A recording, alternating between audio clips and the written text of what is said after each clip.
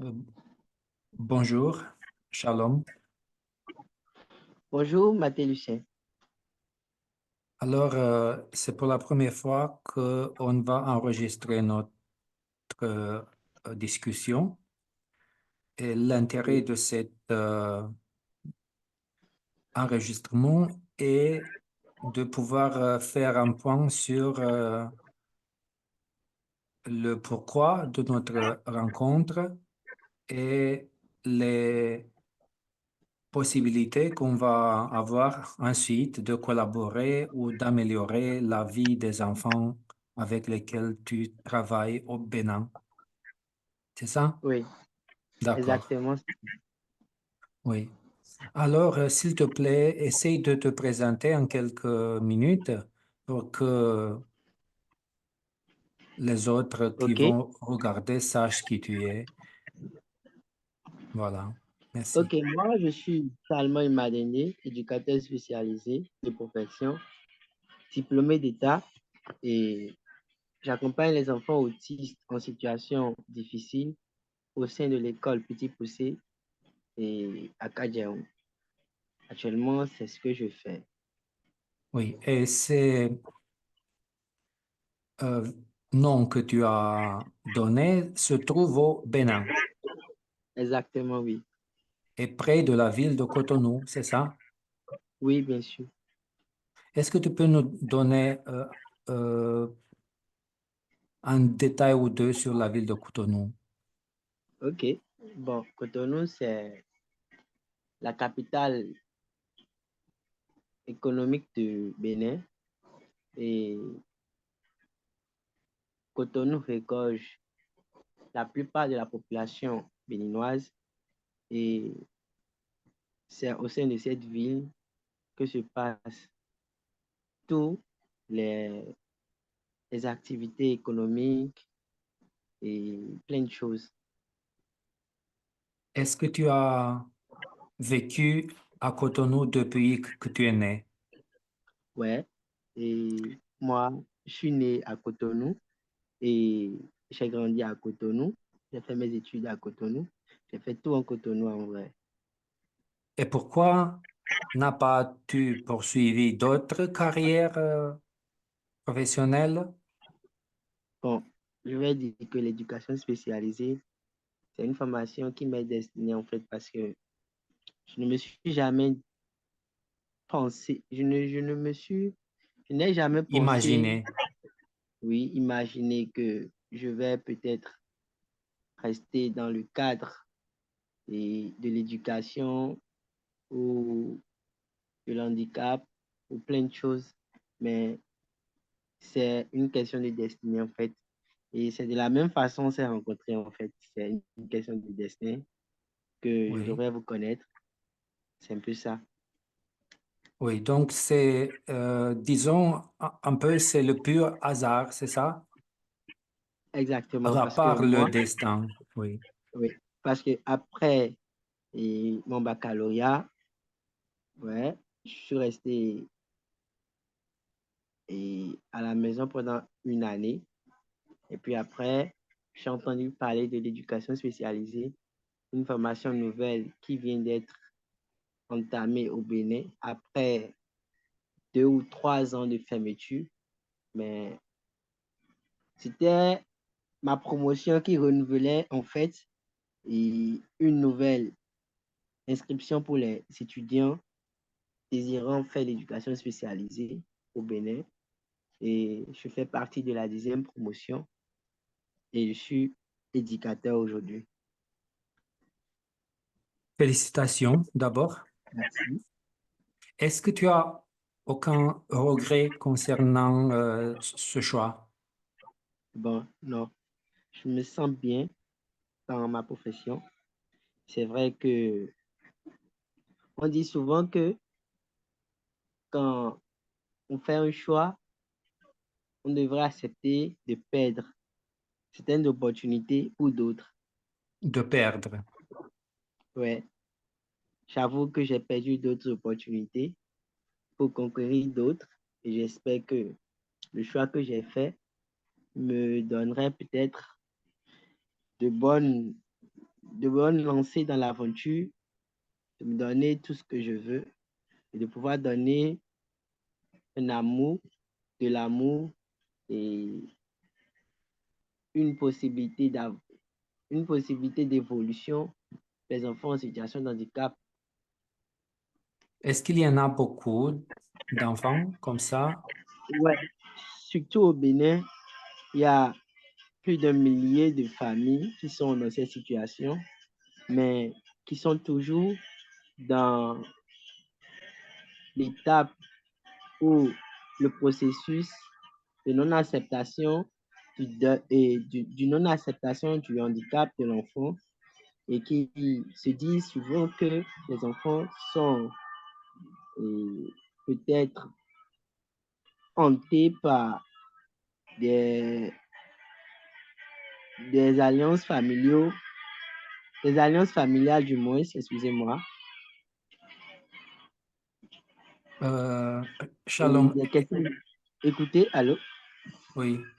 Est-ce que tu pouvais, est-ce que tu pourrais couper la musique, s'il te plaît? Ok, désolé. Credo, musique tu dis quoi? Je m'excuse, hein. Et pendant que tu reprends la vidéo, tu pourrais enlever ces parties-là. Ça pourrait nous aider à bien perfectionner la vidéo. Ça peut aller. On va essayer ça. Ok, super. D'accord. Alors, Ouais. tu disais qu'il y a beaucoup de personnes comme ça, Oui. d'accord? Et quelle est la situation de personnes adultes? Bon, déjà, je vais dire que les enfants qui sont en situation de handicap et qui sont à l'âge de l'adolescence, les parents ne savent pas quoi faire de ces enfants-là. Et c'est difficile pour ces enfants parce qu'ils n'ont pas de place dans la société. Et ils sont considérés comme des, comment on appelle-t-on? Je vais dire des divins. Est-ce que tu vois ce que je dis? Des Divins. divins, des dieux qui sont vénérés par notre culture, en fait. Les Torossou et les Abikou, c'est comme ça que ça s'appelle dans notre langue ici au Bénin. Disons que c'est une bonne chose pour la culture de ce point de vue. On les voit comme ou c'est plutôt quelque chose d'embarrassant. Bon, sincèrement, moi, je dirais que, bon, et du plan professionnel, je dirais que, bon, et c'est une manière de ne pas porter d'importance à ces enfants-là parce qu'ils ont le droit d'être bien vus dans la société. Mais d'une part aussi du plan culturel, je dirais que ces enfants, quand on les vénère, ils apportent de la bénédiction, de bien-être, de l'argent, parce que ce Mhm. sont des trucs culturels que certaines personnes font pour pouvoir attirer la richesse en fait. Et cela ressort de notre culture. Je comprends de ce que tu dis que ces enfants ou les personnes plus âgées, disons, puisque les enfants vont grandir, ils sont regardés d'une certaine façon comme une raison pour les adultes de s'arrêter euh, euh, de cette vie de vitesse où on vit maintenant. Est-ce que c'est ça? Ouais, en quelque Est-ce sorte, oui. que ça leur donne une façon de réfléchir? Oui, en fait, pour plus d'explications, il y a plusieurs divinités dans notre pays ici et que déjà, les enfants qui sont nés dans cette posture de handicap sont appelés Tauros chez nous. Ils sont considérés comme des dieux, des divins, tu Oui, comprends? oui, Et oui. comme ça, ces parents, ces personnes sont appelées à vénérer ces enfants. Et même s'il y arrivait que ces enfants sont décédés, Tu comprends ce que je Oui, dis? oui, Ouais. Ils sont vénérés. C'est pour ça, il y a une manière de ramener leurs esprits et de les vénérer. Et en les vénérant, ces personnes trouvent de la bénédiction, de la richesse. Tu comprends ce que je dis? oui, oui. Donc, en C'est, fait, je vois c'est- en fait, le c'est une côté question d'ordre bénéfique. spirituel. C'est une question d'ordre spirituel. Du coup, ces enfants ne sont pas, n'ont pas le droit d'être considérés comme toute personne qui est dans la société, en fait. Ils ne jouissent pas du droit. Tu comprends ce que je dis? Oui, Exactement. c'est comme si Dieu devrait prendre soin d'eux. Exactement. Mais est-ce Et que, il arrive même parfois où ces enfants sont enfermés dans, dans les coins de la maison, dans une pièce de la maison, et ne reçoivent pas le même droit que les enfants considérés comme normal. alors c'est quelque chose de euh, paradoxique, Exactement. mais est-ce que ce regard culturel sur leur apparition dans la vie sociale ou familiale, est-ce que ça ne vient à l'encontre de l'éducation spécialisée?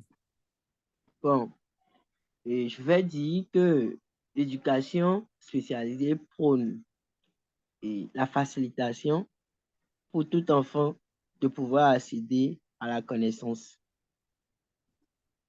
Du coup, face, dès qu'on prend les, les valeurs de l'éducation spécialisée et les valeurs de la culture, c'est deux points différents.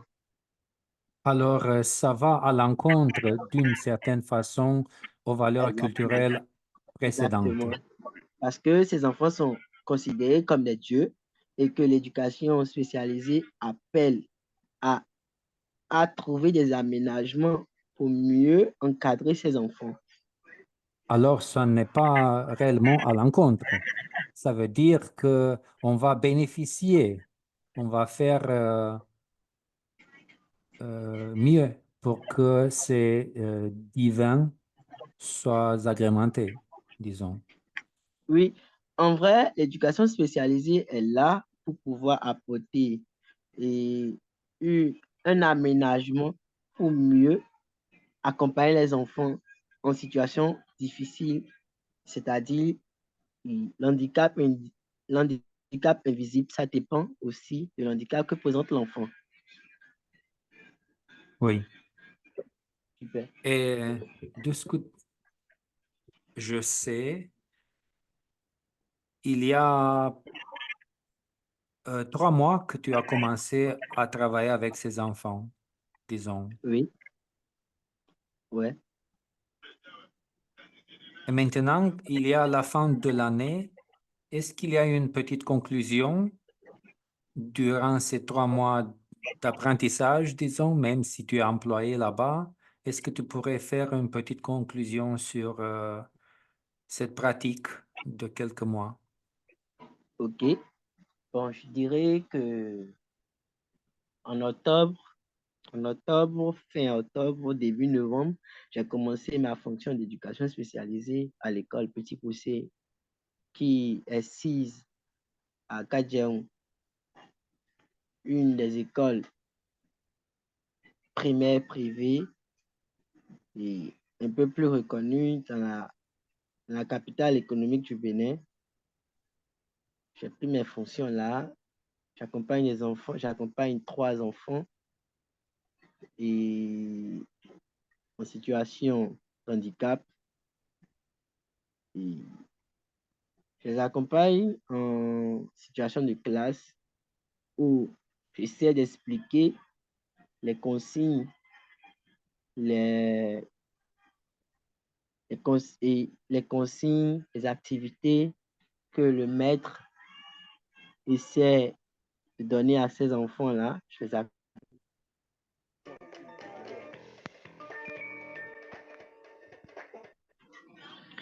excuse-moi, je les accompagne à pouvoir donner le meilleur d'eux-mêmes, à pouvoir mettre en pratique les consignes des, des enseignants. Et parmi mes trois enfants, j'ai un enfant qui a des troubles de comportement et deux autres qui ont également des troubles de comportement associés à des altérations, des interactions sociales. Ils ne savent pas quand respecter les barrières sociales, les consignes. Et c'est un peu mon expérience actuellement. J'essaie de m'adapter aux enfants, de les comprendre et j'essaie de trouver des aménagements et j'essaie d'évoluer dans, dans l'expérience en fait.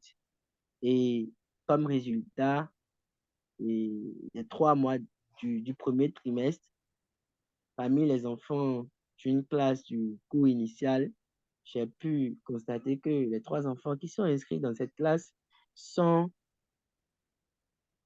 un peu en phase d'adaptation et cela permet de constater que parmi eux, il y a un qu'il semblerait avoir des troubles du spectre de l'autisme a pu atteindre le seuil de réussite du premier trimestre. Il est vrai qu'au Bénin et partout dans le monde entier, que les éducateurs ne sont pas habilités à clarifier le, le diagnostic du trouble du spectre de l'autisme, mais nous, on peut identifier quelques traits du spectre de l'autisme. Oui. Et donc, Du coup, c'est un peu mon expérience pour le moment. est-ce que tu entrevois? Allô? Est-ce que tu Bonsoir entrevois? faiblement, s'il te plaît. J'entends quelque chose, mais je ne sais pas, je ne crois pas Allô? que ça vient de chez moi. Pas à haute voix. Non, mais ça ne vient pas de chez moi. Il y avait un bruit, mais ça ne venait pas de chez moi. Ok. Vas-y, Alors, pose ta question. Si j'écoute, je te réponds automatiquement. je crois qu'on ne va pas diffuser cette émission. On va juste la regarder pour que tu puisses revoir quelque chose en ce qui concerne la façon dont tu... Je te reçois pas très bien. Non, mais en fait, si tu es chez toi et quelqu'un utilise l'Internet encore, bien sûr qu'il y a des problèmes. Tu vois, si l'Internet Hey, n'est Credo. pas trop important, Allô? Excuse-moi, excuse-moi. Je ne oui. connais tes envers. Bon, allô, moi, connaissez un un instant, s'il te plaît.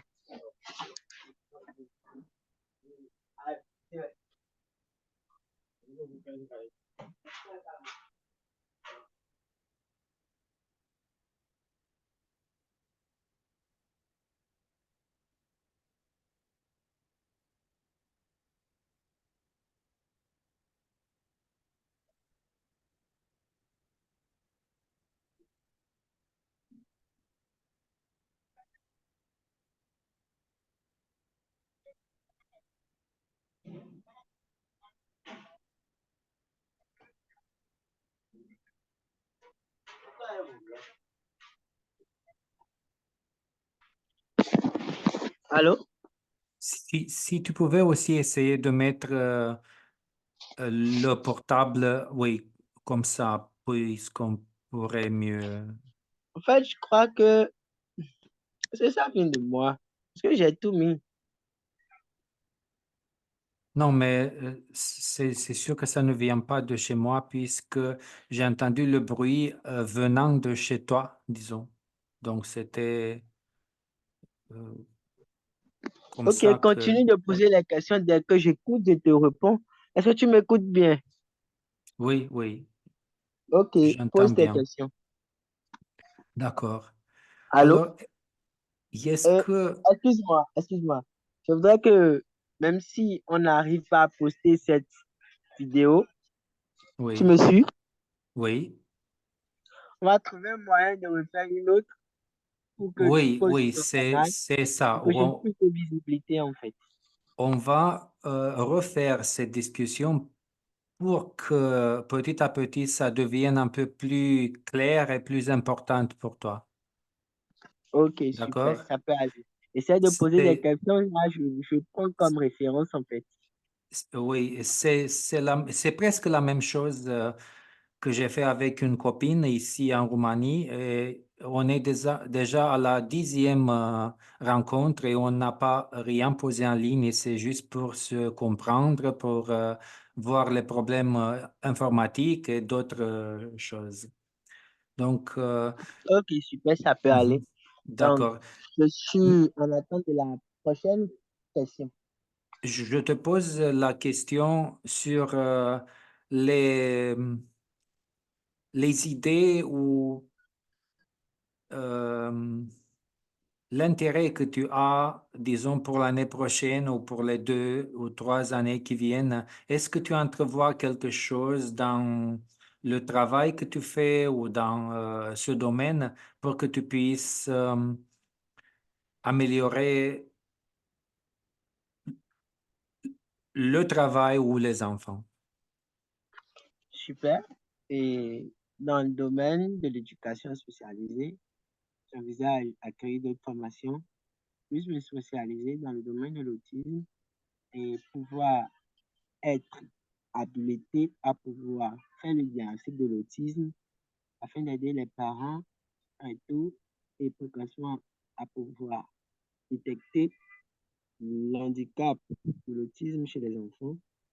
Puis après, j'envisage mettre en place une organisation internationale afin de pouvoir aider les parents ayant des enfants autistes à pouvoir mieux s'en sortir et à pouvoir déterminer les centres d'intérêt des enfants autistes afin que ces enfants soient mieux insérés dans la société sociale. Et dans ce sens, je crois qu'il y aura un programme scolaire pour pouvoir accompagner ces enfants et un programme qui, qui va regorger les aménagements, les aménagements équitables pour ces enfants autistes à pouvoir mieux s'en sortir et aussi les aires de jeu pour accueillir peut-être d'autres types d'handicaps comme le basket et le tennis et les jeux sociaux, éducatifs, et etc. pour mieux accompagner ces enfants. Donc, à ce que tu dis, il y a une voie. Mais si on regarde ces quelques mois que tu as travaillé avec les enfants à l'école, est-ce que tu considères que le succès de cette petite amélioration qui s'est passée, est-ce que c'est le résultat du soutien ou est-ce que c'est le résultat de l'effort que tu as déposé? Est-ce que c'est l'idée de soutien scolaire qui donne des résultats ou est-ce que c'est l'exercice que tu as fait qui éventuellement donne des fruits? Bon, pour répondre à ta question, je vais dire que avec ces enfants à besoins particuliers, tu me suis? Oui, j'écoute. Ok. Avec ces enfants à besoins particuliers, sans soutien, ils ne peuvent rien dans la société. Je suppose qu'on est d'accord sur ce point. Oui. Super. Maintenant, et face à ces enfants, je dirais que chaque répétition que l'éducateur spécialisé effectue ou les travaux que l'AVS, l'AVS c'est l'auxiliaire de vie scolaire qui qui accompagne l'enfant en situation de classe à pouvoir effectuer les activités de classe, ce professionnel essaie de réexpliquer à l'enfant et trouver des moyens. Et le gestuel, par exemple, supposons, comme exemple, on peut dire qu'un enfant en situation d'autisme qui a des difficultés à pouvoir comprendre les consignes, les gestes que l'éducateur pourrait effectuer, à pouvoir lui montrer un peu, par exemple, et le cheval en avant, le cheval derrière, en pouvant lui montrer, ça c'est le cheval, ça c'est ça En c'est le avant. cheval derrière, ça c'est le cheval en avant. Cela lui permettrait de pouvoir faire la distinction des chevaux. J'espère que l'exemple que je donne est concret. Et en fait, le travail que l'éducateur fait, c'est de pouvoir un peu matérialiser l'action, ne pas rester dans l'abstrait et de pouvoir lui montrer réellement ce qu'il veut, ce que l'éducateur veut qu'il sache en fait. Mais est-ce qu'il faut que tu fasses ce genre de travail de matérialisation de la pensée, disons, en classe, ou est-ce que tu pouvais la faire en dehors de la classe?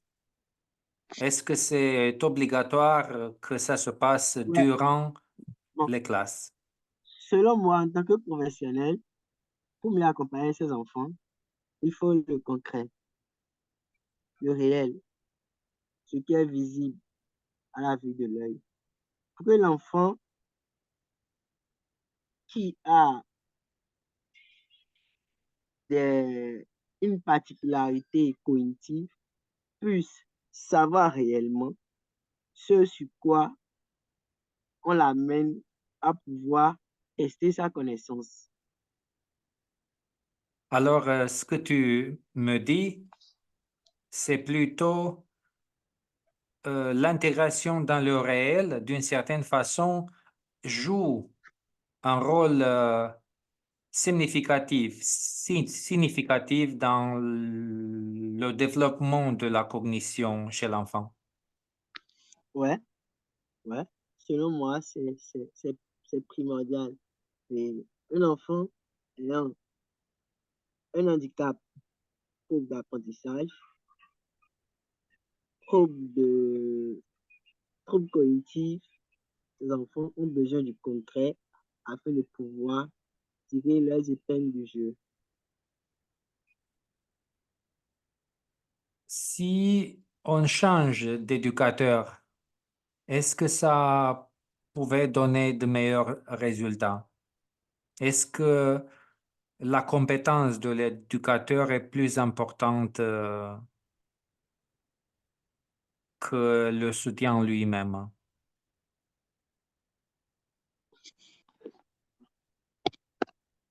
Je dirais que bon, l'éducateur spécialisé est appelé à donner du soutien à l'enfant ou la personne en besoin spécifique.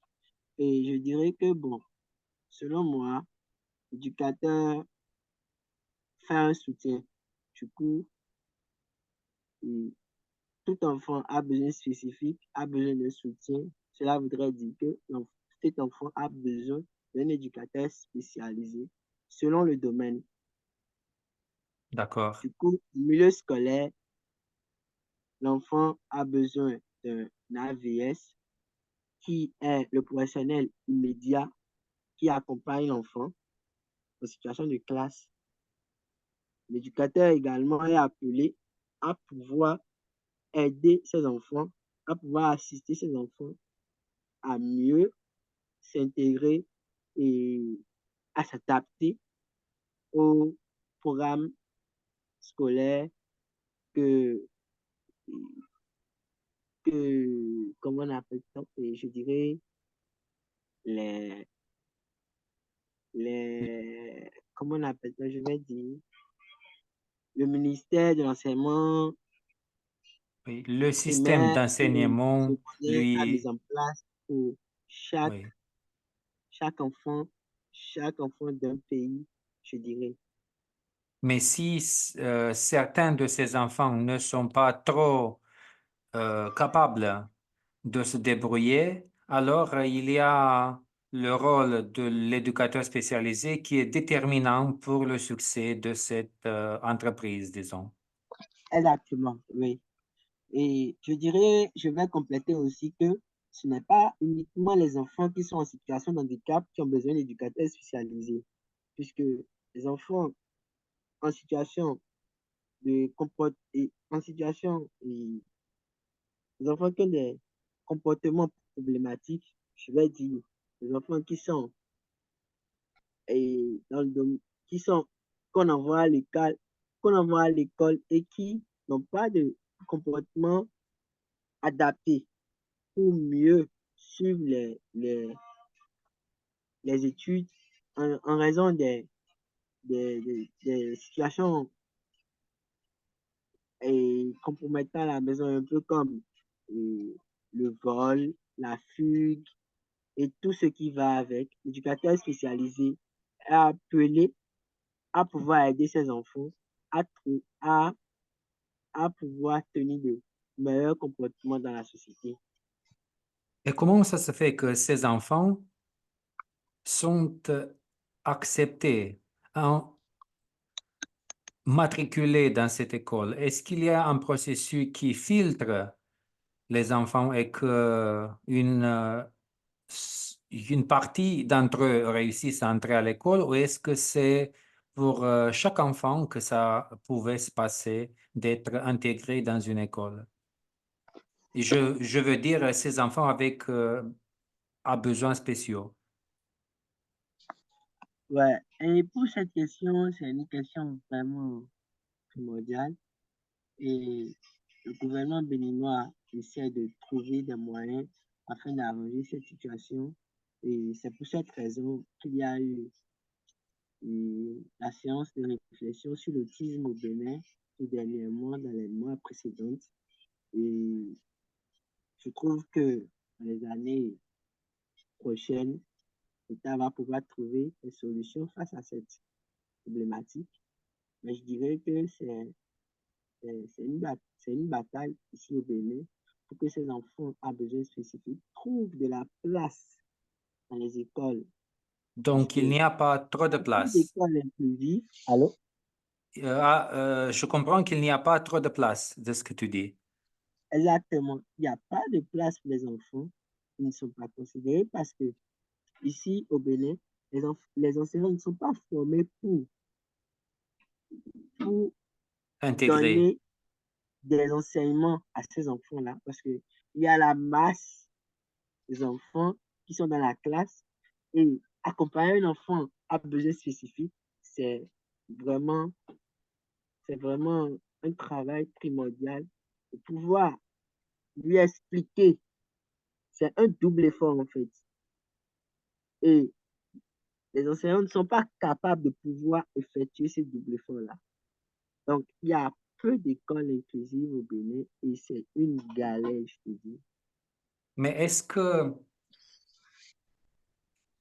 les autres enfants, les autres enfants qui se trouvent dans la classe, est-ce qu'ils ont petit à petit accepté cette situation? Est-ce qu'ils ont commencé à collaborer avec toi dans cette activité que tu fais avec lui? Oui, oui, oui. Je vais dire que, par exemple, dans mes expériences, à la récréation, les enfants dits normaux sont intéressés à s'amuser avec les enfants à besoins spécifiques. Puisque, comme un exemple, je vais te dire que j'ai un garçon, je vais rester dans l'anonymat, j'ai un garçon et à la récréation, quand tu lui remets le manger, il essaie de manger à petits coups, mais à un moment donné, il se lève, il court dans les couloirs et puis il reste dans un coin à visionner un peu dans l'air. Je ne sais pas ce qu'il regarde, mais je ne sais pas ce qui l'intéresse en fait. J'essaie de toujours captiver ses centres d'intérêt à pouvoir mieux le réorienter, mais à chaque fois, les enfants dits normaux sont, sont peut-être, ils se disent peut-être que qu'est-ce qu'il fait là-bas? Normalement, il ne doit pas être là-bas, il doit être plutôt en train de manger et ils vont tous aller le chercher au bord de la fenêtre pour le ramener vers sa nourriture. Donc, je me dis que c'est à peu près un processus de socialisation. Il arrive parfois où l'enfant a besoin spécifique, soit des cours à ces enfants-là, mais je les explique que l'enfant a besoin spécifique particulier en fait, et que cet enfant, il devrait le comprendre afin de pouvoir mieux l'accepter. Parce que ce comportement ne vient pas de lui-même. C'est un peu comme une disposition cognitive qui ne lui permet pas de comprendre leurs actions. Oui, je vois ce que tu dis. Alors, je, je dirais que de ce que tu m'as raconté ce soir, il y a deux étapes. Il y a cette Oui, étape dont tu parles où les enfants sont déjà assistés à un processus d'intégration dans une école et une autre étape qui se passerait avant cette période pour que on assiste éventuellement d'autres enfants qui ont besoin de grandir ou de s'améliorer, mais si on ne les soutient pas bien avec des éducateurs spécialisés, il y a moins de chances pour qu'ils puissent entamer l'étape suivante là où tu es déjà employé. oui, bon, comme effectif, je vais partir sur des principes un peu plus concrets, Oui, comme effectif dans le dispositif où j'exerce mon métier. On a 13 enfants. Tu oui, m'écoutes? On a 13 oui, enfants. Et je crois que à Cotonou regorge la plupart des enfants, la plupart de la population béninoise. Tu es d'accord avec moi? oui, Oui. Maintenant, et les écoles inclusives au Bénin sont comptées. oui. Tu me suis? Et les autres villes reculées du Bénin ne sont pas